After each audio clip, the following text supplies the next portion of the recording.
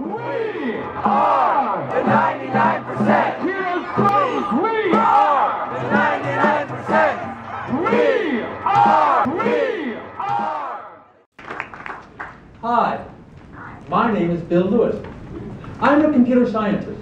I have taught at Stanford and Tufts University and did genetics research at MIT. I am an Eagle Scout, a returned Peace Corps volunteer, and I am a member of Occupy Boston. The reason that I am a member of Occupy Boston is the same reason as everyone else is. I have seen the United States devolve into a horrible situation. As a small businessman, I pay over 3 times the tax rate that Bill Gates pays. That is wrong. Our government has bailed out the banks to the tune of trillions of dollars, and yet they have turned around and foreclosed on the very people that they were supposed to be helping. That is wrong. We are cutting our education budgets in order to fund tax cuts for our wealthiest citizens. That is wrong. Including marches, lecture series, general assemblies, and campers, we are some 10,000 people with 20,000 different opinions. We are not protesting people making lots of money. We are protesting a system which allows them to oppress the rest of us.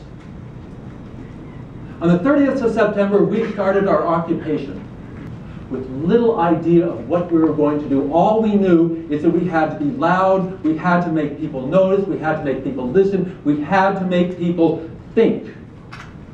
Each morning, the commuters come out to see us standing on the street corners, holding signs decrying injustice. Some of them approve, some of them ignore us, and some of them yell at us, "Get a job!" If we could get jobs, we wouldn't be there. Consider, for the price of the Bush tax cuts for the very wealthy, we could supply jobs for every single unemployed person in this country. So we protest, we march, we chant our values.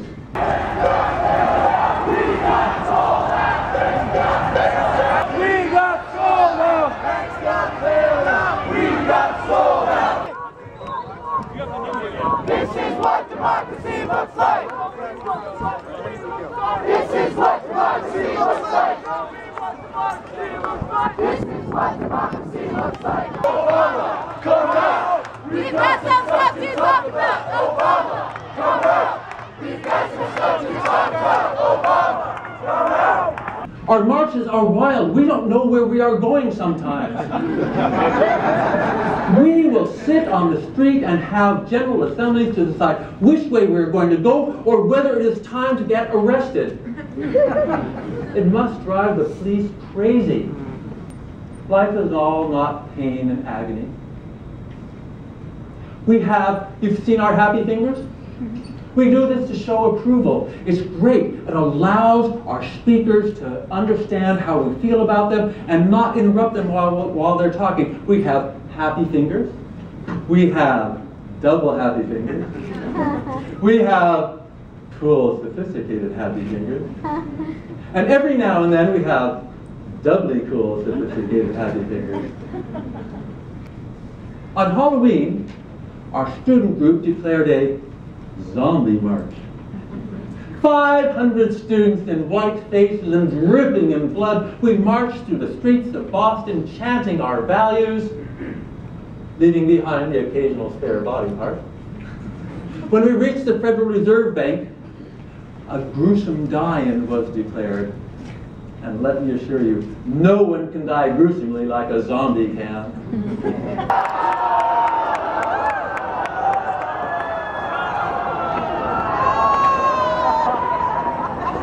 And the TV stations had their cameras right in the noses of people, and there were photographers everywhere, and I have no idea how the police did not break out and roll over in laughter because it was so funny. And it was funny, but it got the attention, and that's what we wanted. I do not care if you like us. I do not care if you think that we are a bunch of dirty, ugly hippies who enjoy camping in the freezing mud.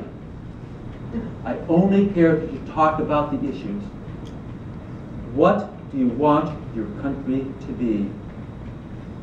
What do you want your country to be? Mr. Toastmaster.